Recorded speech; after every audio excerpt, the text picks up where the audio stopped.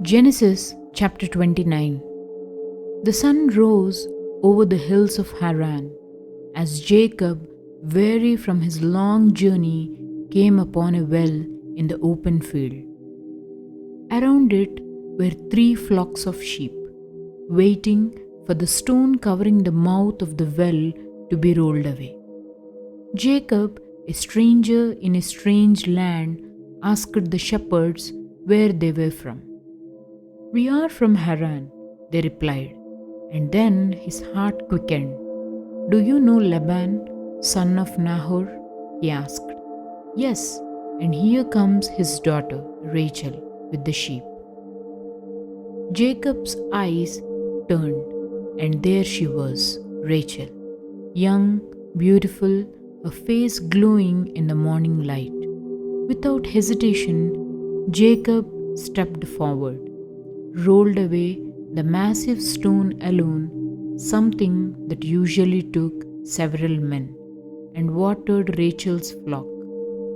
Overcome with emotion, he kissed her and wept, revealing that he was Rebekah's son, her own kin.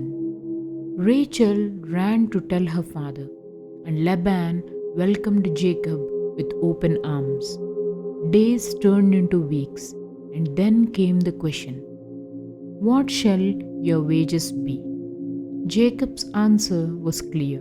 "Without hesitation, I will serve you 7 years for Rachel, your younger daughter." 7 years passed, yet for Jacob they felt like only a few days because of his great love for her. Finally, the wedding day arrived. A feast was held, and in the evening the bride was brought to Jacob. But when morning light revealed her face, it was not Rachel, it was Leah, the older sister. Laban, confronted, gave a calm but cutting reply. "It is not our custom to give the younger before the firstborn.